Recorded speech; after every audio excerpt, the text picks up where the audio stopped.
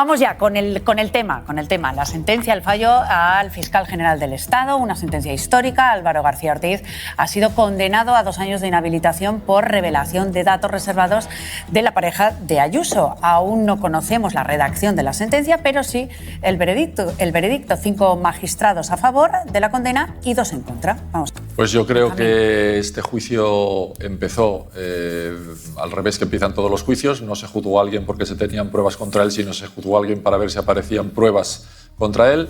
Las pruebas no han aparecido y el juicio se ha ido enmarañando en el sentido de que lo que se iba a juzgar se suponía que era una revelación de secretos por parte del fiscal general. No se había admitido al principio, como parte del proceso, la nota informativa del fiscal general, de la Fiscalía. Después se admitió, se juntaron las dos cosas en un concepto de unidad no sé qué, para poder justificar una cosa con la otra y equilibrar una cosa con la otra. A los periodistas no se les quería escuchar, se les escuchó, pero después se les pidió que revelaran su fuente, que es como pedirle a un cura que te cuente los pecados del que se ha estado confesando un minuto antes, entre ellos algunos de La Sexta. Y sin embargo, se han aceptado, parece ser que se han aceptado como verosímiles algunos de los testimonios contra el fiscal general que consistían en decir, no, yo no sabía pero deducía, no, yo me pareció que lo lógico sería pensar que yo no tengo el pelo blanco, dice Miguel Ángel Rodríguez, pero lo que no tiene es un pelo de tonto, porque en sede judicial sí que dijo la verdad. Sí que dijo lo que se había inventado las cosas, sí que dijo que no tenía pruebas de lo que decía. Por lo visto eso en la sentencia que no conocemos no ha tenido ningún peso. Aquí han dicho el partido ha quedado 1-0 y ahora ya lo jugamos. Porque no sabemos por qué la han condenado. Sabemos que la han condenado, pero no por qué. Benjamín. Han condenado al fiscal general, pero no sabemos por qué. Ese sería mi titular. Perdóname. Tienes toda la razón del mundo. Por favor, no te he querido cortar. No conozco como nadie el contenido de la sentencia. No tengo ningún motivo para dudar del conocimiento jurídico de los 7 magistrados que le han juzgado. Es el Tribunal Supremo el que le condena, no son 5 contra 2, es el Tribunal Supremo. Creo que es una mala noticia para la democracia española que el fiscal general llegara a juicio sin haber dimitido. Creo que es una mala noticia que se haya condenado al fiscal general del Estado. Viene de lejos, fue el primer fiscal general del Estado que fue considerado no idóneo por el Consejo General del Poder Judicial y creo que, en fin, el arrastre de la institucionalidad a la que nos está sometiendo el Gobierno tardará en tener una costura, digamos, en la sociedad española. Yo sí voy a hacer un título. Venga. Caza mayor. Caza mayor. Caza mayor. La condena del fiscal general está provocando uno de los mayores terremotos políticos y judiciales de los últimos años en el Gobierno, es decir, en el PSOE y en Sumar. Públicamente aseguran que respetan la sentencia del Supremo, aunque no la comparten. En privado, fuentes del PSOE llegan a hablar de golpismo. Óscar López, por ejemplo, apunta en la cadena SER a una condena manipulada y sin pruebas. Escuchen. Pone en riesgo, de verdad, ciertos valores democráticos y el respeto al Estado de Derecho y que las reglas sean igual para todos. Si son capaces de condenar a alguien sin pruebas, ¿qué es lo siguiente? ¿Liberar a alguien con todas las pruebas? No lo digo por decir. El Gobierno tiene el deber legal de respetar el fallo, pero también el deber moral de decir públicamente que no lo compartimos. El Gobierno siempre ha creído y ha defendido la inocencia del fiscal general del Estado. De momento, el que guarda silencio es el presidente del Gobierno. Pedro Sánchez aún no se ha pronunciado respecto a la condena, aunque hay quien desvela de sus palabras precisamente en el Congreso por los 50 años de monarquía mensajes con doble intención, dicen. La democracia no es un Estado que se conquista de forma permanente. Es un privilegio que debemos defender cada día, de nostalgias infundadas, de intereses económicos, de ataques que van cambiando su forma. Hoy son campañas de desinformación y también abusos de poder. La vicepresidenta segunda del Gobierno, Yolanda Díaz, también se ha pronunciado. Lo ha hecho desde Eslovaquia. Dice que el fallo del Supremo rompe la institucionalidad del Estado. Además, apunta esto que estáis viendo. Dice, esta sentencia, cuando la conozcamos, será estudiada en todas las facultades de Derecho de España. Tampoco han tardado en reaccionar, lógicamente, los populares. El líder de la oposición, Núñez Feijóo, habla de abuso de poder y recalca que el fiscal general fue, dice, un peón en la estrategia política del Ejecutivo. Aunque dentro del partido hay quien va un paso más allá. Escuchen. Pedro Sánchez no quiere un fiscal general independiente, sino que quiere un fiscal general obediente. Una vez que el Tribunal Supremo ha determinado que el fiscal general del Estado es un delincuente porque ha delinquido, creo que la obligación de todos es respetarla, nos guste más o nos guste menos, y lamentablemente eso no es lo que está haciendo ni el Partido Socialista ni desde determinados foros cercanos al gobierno, ¿no? Lo que está claro, Nuria, tú lo decías al principio, es que esta condena ha dividido todavía más, si cabe, la política de nuestro país. Yo creo que este juicio, que alguna vez se ha puesto en cuestión, tenía todo el sentido del mundo. Yo, que ya esa decisión la tomé hace ya bastantes años, no se me ocurre poner en tela de juicio una sentencia de un tribunal, y mucho menos del Supremo.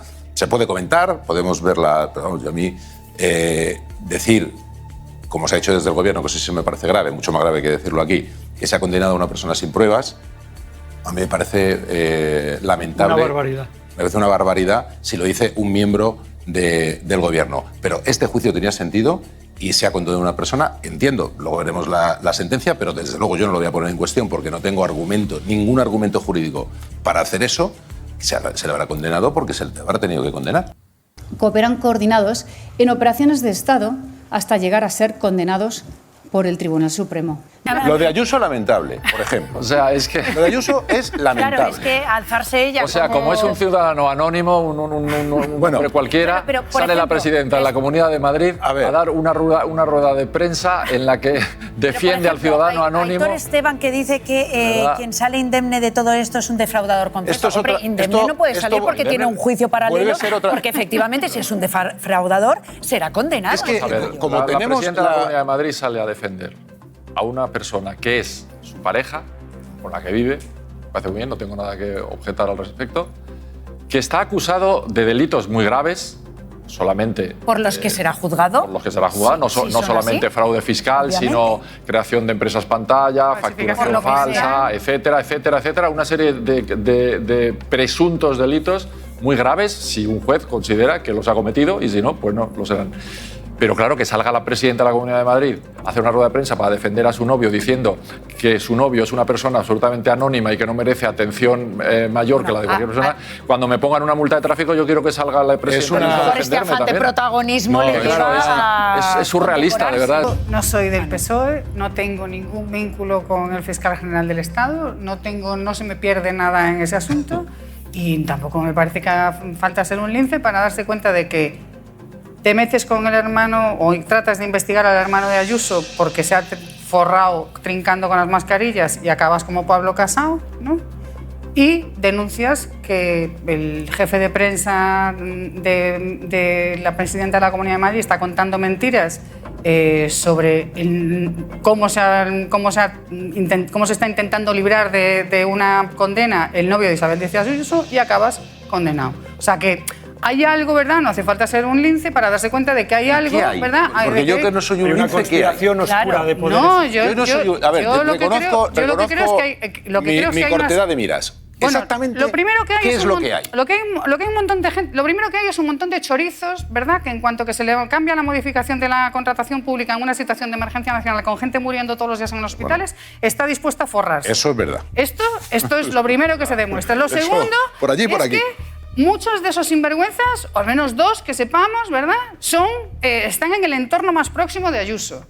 Incluso sabemos que con el dinero que trincó su novio es donde ella se compró la casa en donde ella vive. Bueno, esto no también, lo sabemos. Bueno, eso no es bonito. Yo no digo que sea... eso tampoco lo sabemos. Bueno, es que vaya yo a ser ahora defensor de Ayuso, pero exactamente eso no lo sabemos. Está claro que con el trinque que sacó, no estoy hablando de que luego no pagara impuestos por ese trinque, que eso es de lo que lo están juzgando. Lo que estamos hablando es del dinero que trincó a base de contratos multimillonarios de mascarillas. Con eso se compró esa casa, eso sí lo sabemos. Lo que no sabemos, lo que no tenemos es la condena de si pagó o no pagó lo que debía, que parece que no lo pagó, pero ¿saben?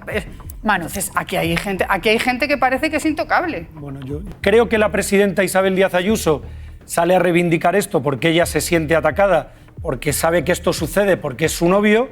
Ahora, creo que se equivoca. Yo creo que se ha equivocado desde el principio, digamos, involucrándose con este caso. Esto sucedió de lo que se le acusa antes de que ellos fueran pareja, según yo tengo entendido.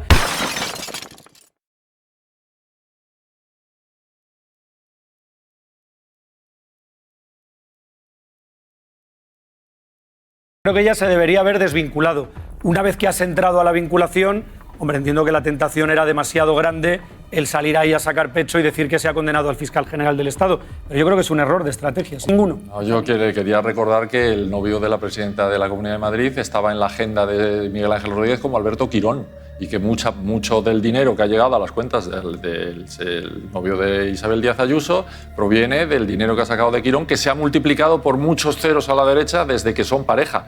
Todo eso está en la ecuación, pero es verdad, y lo que dice Juan es verdad, o sea, ese es otro juicio. Ahora no puede salir porque realmente el juicio era al fiscal general del Estado y al que han condenado es al fiscal general del Estado. Lo suyo los tendrá. Y yo creo que sí, por lo que se dice, por lo que las acusaciones dicen, hay más que un fraude fiscal, ¿eh? Hay facturas falsas, hay creación de empresas pantalla, hay desvío de fondos, en fin. Aquello tiene mala pinta. Ya veremos, tiene muy mala pinta. Todavía no sabemos efectivamente si lo han condenado por una revelación de secretos, por filtrar un correo del que hay muchas dudas de quién lo hizo, o por la nota de prensa por la que se dijo desde el principio que no iba a ser juzgado, y esa duda a mí me está corroyendo. Pero en todo caso, ¿por qué sería esa separación entre la ciudadanía y la judicatura? Porque una sociedad democrática puede tolerar que se absuelva a un culpable, o que no se le llegue a perseguir, o que no se reúnan pruebas suficientes o con las suficientes garantías, pero no que se condene a un inocente. Y porque la gente no está dispuesta a que el Poder Judicial tenga, y esto es algo muy relevante que las feministas conocemos bien, la exclusividad de la verdad. Lo de si unos te dicen que llueve y otros que no, sal a la calle a ver si llueve. La gente tiene claro lo que ha oído y no tiene que elegir entre lo que le dicen los periodistas de que no fue el fiscal general del Estado quien les filtró ese correo, y que saben que fue otra persona, que tienen derecho constitucional a no decir quién es. No pueden elegir entre eso y un Tribunal Supremo que parece convencido de que el culpable es el fiscal general del Estado. El indubio pro reo, la presunción de inocencia, es una garantía básica de nuestro Estado de Derecho, y la gente siente mucha inseguridad, todos, incluida la judicatura. Sentimos mucha inseguridad cuando pensamos que se puede condenar a un inocente, y más en un caso con tantísimas implicaciones políticas. Siento no decir mucho más, pero la verdad es que estoy desolada, y no sé si deseando leer esa sentencia, pero sí sé que muchos compañeros y compañeras hoy se han levantado con pocas ganas de ponerse la toga. Algunas consideraciones de las declaraciones que se han hecho después del fallo. Por ejemplo, Óscar López dice que se pone en peligro los valores democráticos con esta sentencia, cuando yo creo que lo que se pone en peligro los valores democráticos es diciendo un ministro del gobierno que se condena sin pruebas a una sentencia que ni siquiera está redactada. Bolaños, que es el ministro de Justicia, dice que el gobierno acata, hombre, faltaría más, pero que tiene la obligación moral de decir que no la comparte. No, el gobierno no tiene ninguna obligación moral de decir nada, en absoluto. No, esa obligación moral no existe. Tú te la adjudicas y lo dices. Y el presidente del gobierno todavía no se ha pronunciado porque ya se pronunció antes. Tuvo la desfachatez de decir que el fiscal era inocente, el presidente del gobierno, mientras que se estaba celebrando un juicio. Porque nosotros aquí podemos comentar lo que queramos, pero ellos tres no. Y ni obligación moral, y claro que es poner en peligro valores democráticos, y por supuesto el presidente del gobierno diciendo la sentencia de un juicio que se estaba desarrollando. Carolina. Yo creo que lo que ha ocurrido, lo que está ocurriendo con el fiscal general, porque ni siquiera sabemos muy bien qué es lo que ha ocurrido, que esto es una situación alucinante, ¿no? En un caso de estas características, de tantísima gravedad, que saquen el fallo sin explicar los motivos, sin explicar, me parece ya increíble. Pero además de esta rareza, una más, ¿verdad?, de un juicio que ha sido retransmitido, que efectivamente no se han aportado pruebas en el juicio, no hay nada que sostenga a priori desde fuera con lo que hemos visto en el juzgado, en el juicio, la condena. Más allá de todo eso, esto que está pasando ni está pasando solo en España, ni es un asunto que afecte solo al fiscal general del Estado. Estamos asistiendo a una crisis global de la democracia en el mundo occidental, en América, en Europa, en donde hay tres caminos básicos por los cuales la democracia se está comprometiendo.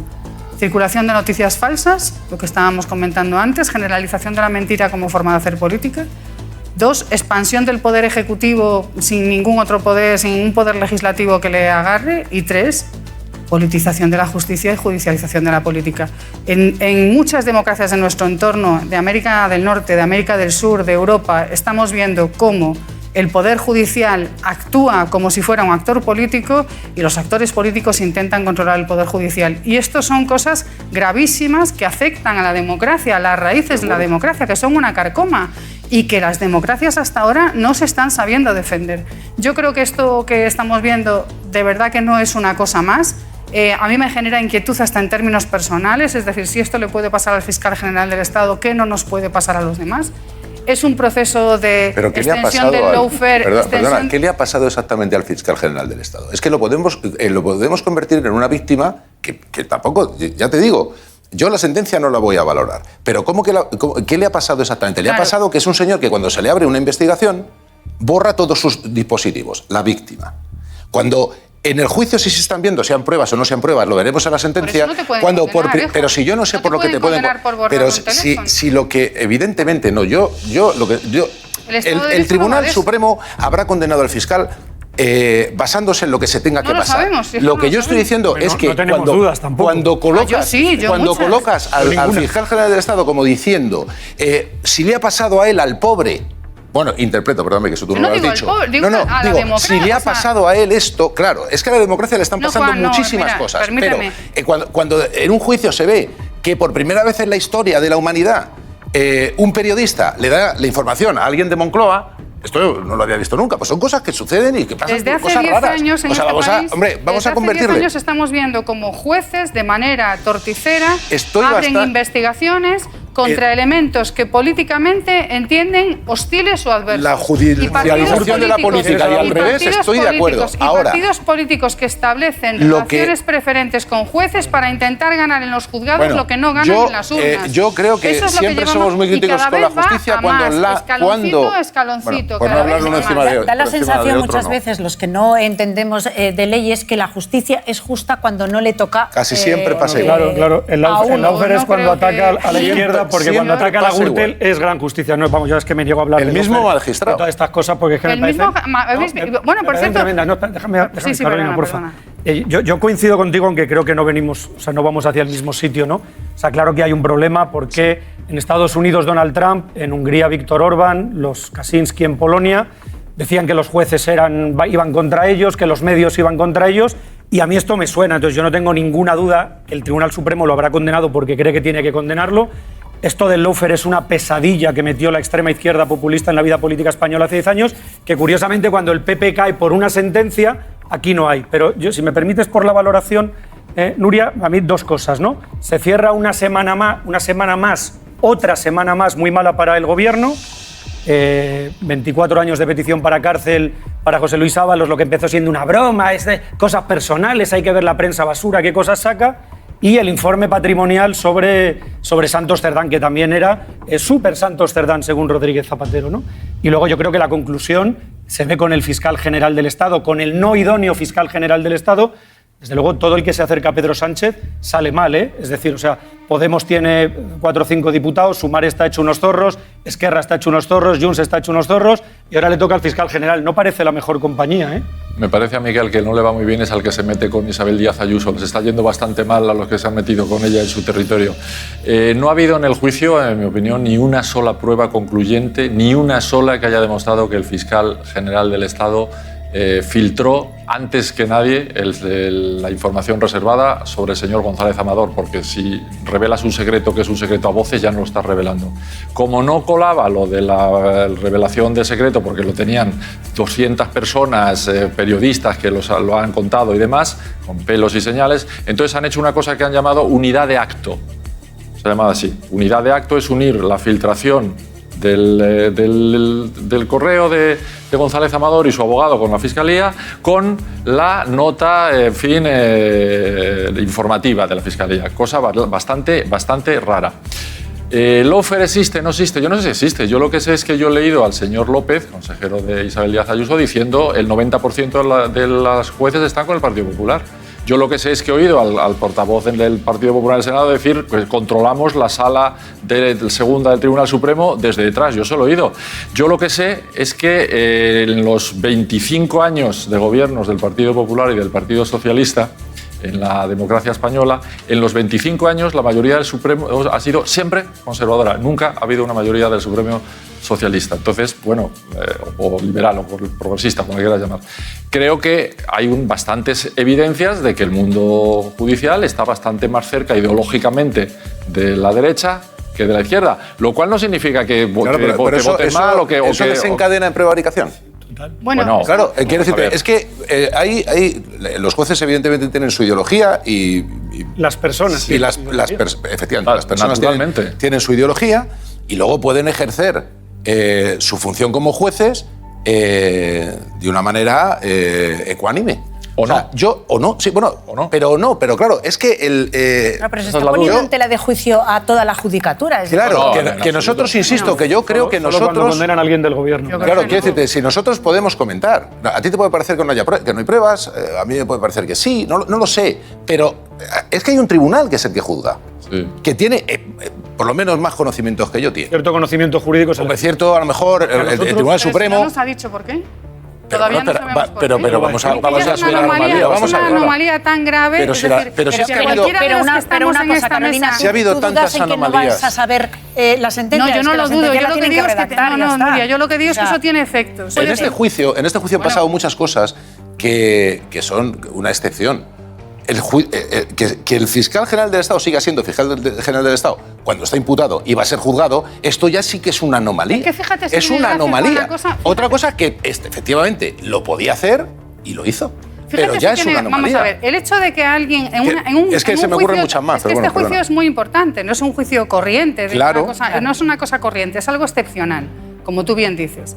Que en un juicio de esta naturaleza excepcional que afecta a los fundamentos de la democracia y de la visión de poderes y del Estado de Derecho, se haga público el fallo sin haber hecho público los motivos que llevan a ese fallo, genera una situación que es intolerable en términos democráticos. Es que es insoportable. Eso no se puede consentir. No se puede consentir porque esto tiene consecuencias en las relaciones entre los poderes. Entonces, y que el argumento para hacer público el fallo antes de hacer pública la sentencia sea que tienen miedo a una filtración, es que me da la risa. O sea, los mismos que condenan por filtración no son capaces de contener su juzgado. De todas las reacciones. Buenas tardes, Nuria. Bien. Pues lo primero que le tengo que preguntar es ¿cuál es su valoración? ¿Qué le ha parecido el fallo del Supremo? Si se lo esperaba. Bueno, de todas maneras hay que decir que poca valoración podemos hacer más que si es condenatoria o absolutoria, porque en cuanto al contenido, que es fundamental para fundamentar un pronunciamiento condenatorio o absolutorio, pues carecemos de él. Yo creo que, hasta ahora me ha sorprendido la rapidez con la que el tribunal ha deliberado un asunto que creo que es complejo. Y no solamente es compleja en la valoración de los hechos, sino que también plantea interesantes cuestiones jurídicas. Ahora se va a dar la paradoja casi que la sociedad va a estar más tiempo deliberando los hechos que el tribunal, que ya se ha pronunciado al menos en cuanto al fallo. Respecto a esta rapidez, magistrado, no sé si es habitual que se conozca el fallo tantos días antes que la redacción de la sentencia, o es una excepción. Bueno, hay que decir que el Tribunal Supremo tiene cierta habitualidad, pero no en la jurisdicción penal. En la jurisdicción civil y en la contencioso administrativa, anticipar el fallo de las resoluciones judiciales. Lo que pasa es que es verdad que en este caso, siendo un asunto penal de tanta trascendencia, se ha producido un cambio de ponente y según se dice que es para evitar filtraciones, se anticipa el fallo, por lo cual yo creo que es la primera vez que el Tribunal Supremo hace algo de esto en la jurisdicción penal, insisto. Lo que sabemos es el fallo, es esa inhabilitación de 2 años. ¿Cuál es el siguiente paso? O sea, el fiscal general del Estado, García Ortiz, tiene que dimitir, le tienen que cesar. A continuación, se presentará un recurso ante el Constitucional. Sí, efectivamente. La pregunta, como bien dices, Nuria, es ¿y ahora qué? ¿No? En definitiva, hay que decir que respecto a los aforados, a diferencia del resto de los ciudadanos, no tienen la doble instancia penal, es decir, contra las sentencias que pudieran dictar contra cualquier ciudadano, este puede recurrir en apelación ante un tribunal superior. En el caso de los aforados, al ser la Sala Penal del Tribunal Supremo, son juicios dictados en única instancia. Eso quiere decir que no pueden recurrir en apelación ante ningún tribunal. Esta sentencia, el momento en el que se notifique al interesado, es decir, al fiscal general del Estado, será firme y, por tanto, desde ese momento ejecutable. La cuestión está en que, frente a la firmeza de esa resolución, el fiscal general del Estado, que es el afectado, podrá recurrir en amparo ante el Tribunal Constitucional por vulneración de derechos fundamentales, previo a haber interpuesto un incidente de nulidad excepcional ante el propio tribunal. Y si el Constitucional no estima este recurso de amparo, bueno, pues le quedaría como última vía acudir a Estrasburgo ante el Tribunal Europeo de los Derechos Humanos. Si el recurso ante el Constitucional, que no impide la inhabilitación, prosperara y rectificara la sentencia del Supremo, ¿el fiscal general del Estado recuperaría su lugar? Sí, evidentemente, si el Tribunal Constitucional estimara el recurso de amparo, pues lógicamente debería de reponerse en la situación anterior a la condena. Esto es, volvería a recuperar su cargo de fiscal general del Estado, que hoy por hoy, bueno, en el momento en que se notifique, habrá de ejecutarse y entrará en vigor la inhabilitación. Eso sí sería factible, el hecho de que el Constitucional estimara el recurso y pudiera volver a recuperar su cargo de fiscal general del Estado. Magistrado, conocemos el fallo, no conocemos la sentencia. ¿Para cuándo se calcula que puede estar la sentencia para poder hablar con propiedad de todo lo que se está diciendo? Pues claro, se desconoce porque, como insisto, esto es algo inédito también, el hecho de que se haya anticipado el fallo, pues se desconoce el momento en el que se dará a conocer el contenido de la sentencia. Contenido que, por cierto, bueno, pues creo que hay, por lo menos dentro de la comunidad de juristas, estamos muy interesados en conocer para saber las razones, en primer lugar, por qué se le condena por el apartado primero del 417, es decir, no por la revelación de secretos al particular, es decir, la filtración del correo, sino que parece que hay, como se dice, una unidad de acto y lo que se está poniendo el foco es en la notificación de la comunicación que hace el fiscal general del Estado, esa nota informativa que emite el fiscal general del Estado. Y de otro lado también saber, bueno, pues cuestiones, cuáles son las pruebas indiciarias que ha valorado el tribunal como para condenar al fiscal general del Estado. Después, qué valoración da al testimonio de los periodistas, y hay una cuestión que pende, o hay un par de cuestiones que penden. Por ejemplo, saber si respecto a los periodistas se deducirá testimonio por falso testimonio prestado en juicio criminal contra los periodistas por haber faltado a la verdad, si es así.